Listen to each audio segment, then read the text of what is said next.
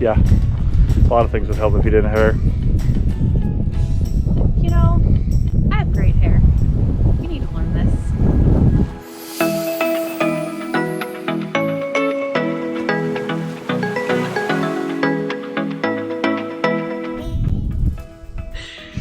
So we just drove up Kennedy Meadows Road.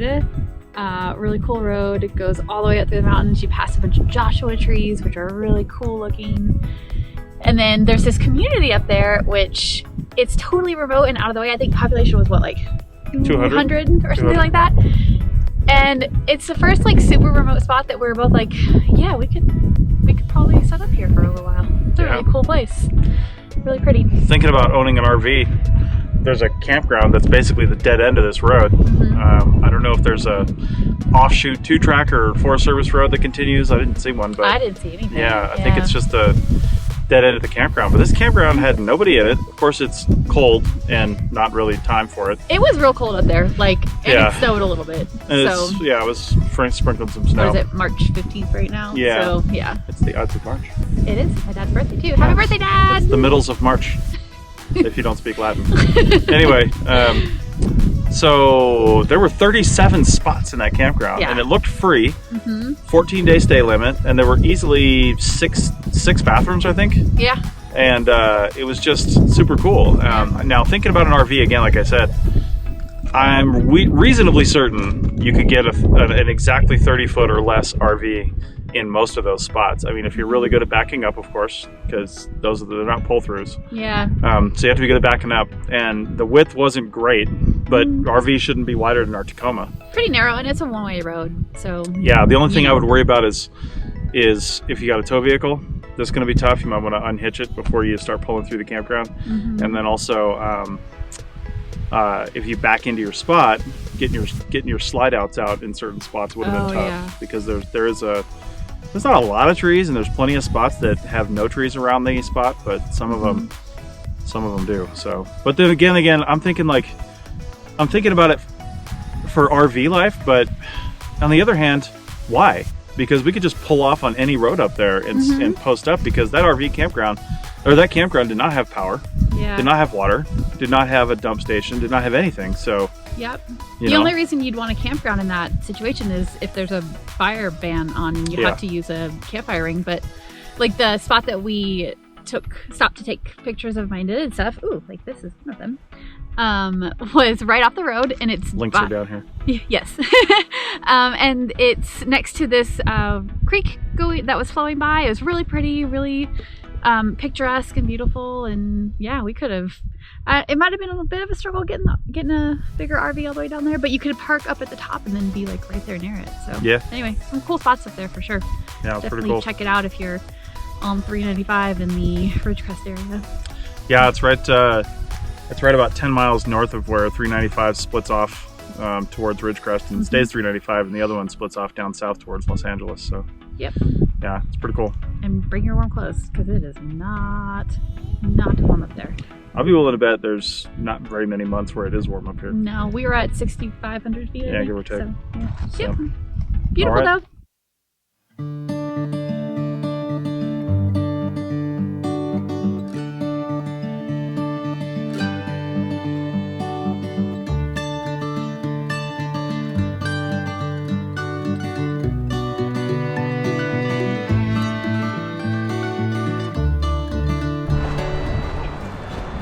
Practically swim right here.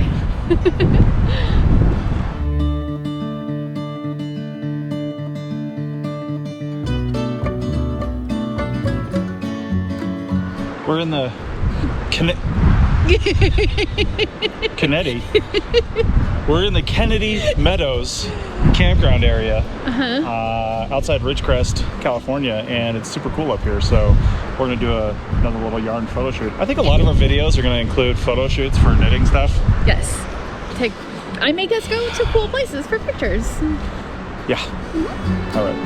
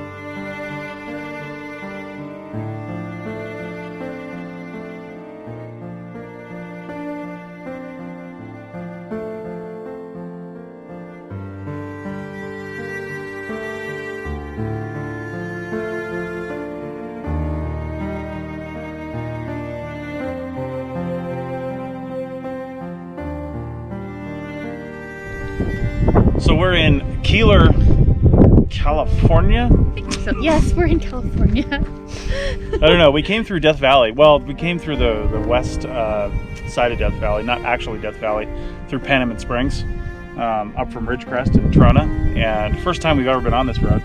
And this is an old little mining town of Keeler that we're about to drive through. And saw the cemetery and thought we would stop. Yeah, not a whole lot of previous residents buried here. Or if they are, they're not marked. Yeah. Which now that I look around, I see a lot of like piles of rocks that I think don't have headstones. So I think this is a very not well attended cemetery, and there's a bunch of headstones. So yep, but that's how mining towns were. Boom and bust, right? So yeah. Died in 1911.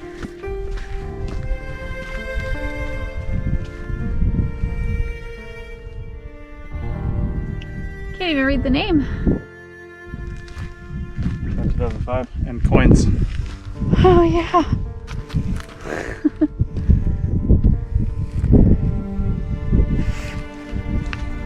Luna Bean. That's the cutest name ever. Oh my god. Luna F. Bean. Luna F. Bean, 1869 to 1909. Oh, J.R. Bean. R. Bean, 1857 to 1915. The other ones don't have markers on them. Unnamed Bean. Unnamed Bean. Why do you like old cemeteries? I love old cemeteries. I don't know. I think it started in college. I did a demography project in an old cemetery, and that's where you have to like write down the dates, the birth and death dates of everybody, and then you can run analysis on the population based on how old they were when they died and stuff like that. And ever since then, I've just loved to like wander through old cemeteries, imagining the lives that the people used to lead. I think it's cool. Maybe a little morbid. Whatever. I like it. I want to look at the detail on this headstone here. Look how that was just like carved out. Rough hewn right there, but then nice little detail here. Pretty cool. This one too. That one fell off. Oh yeah. It was on there, and then it probably fell over, and they stuck it behind. Yep. Somebody stuck it behind. The bugs are insane, and we're getting out of here. Yeah.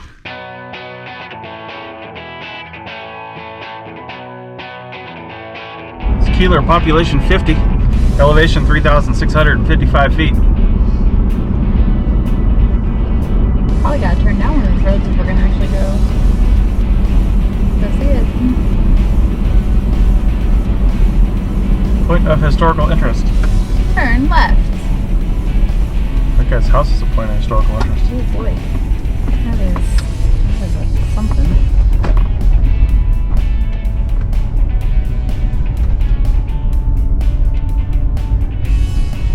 It's so weird with like these like living ghost towns. Kind of expect there to be like a main drag, you know, with an old west style saloon and various other buildings, but There must have been like a downtown though, right? yeah, you would think. This house is crazy. Oh, is that railroad? That was Railroad Avenue. Yeah, that's what made me think that. I think the tracks are just gone. Yeah.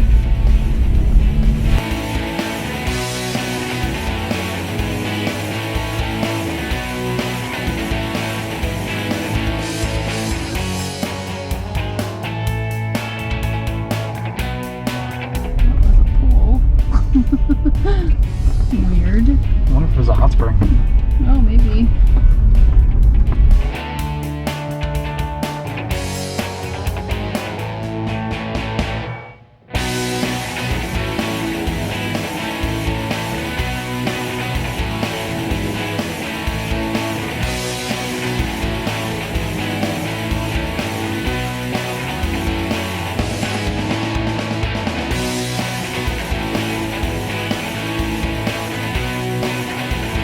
This is Railroad Avenue. This must have been tracks here because that's definitely a train station up there. Yeah, that building right there. Yeah. That building is neat. Oh, here's a platform. Oh, yeah.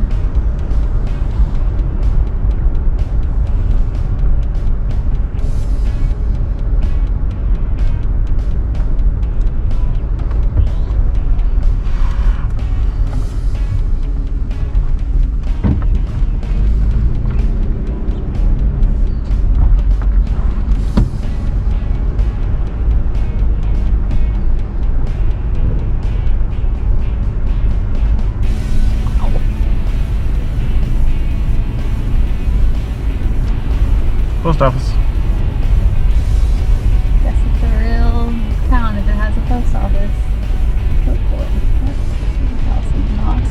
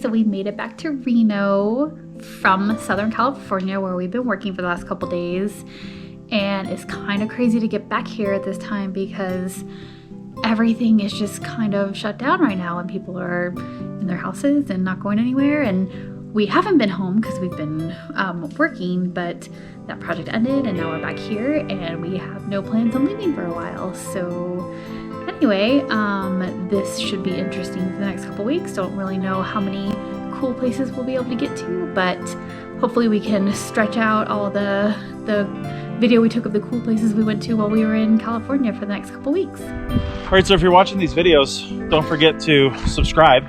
Yes. And then share them. Yes, please. If you're watching it on Facebook, share it out because we want to keep doing these, and honestly, we can't do a whole lot with these until we hit 1,000 subscribers. So that's kind of a goal, and we want to keep it going. So please do that, and yeah. Watch, share, subscribe, love. Links down here.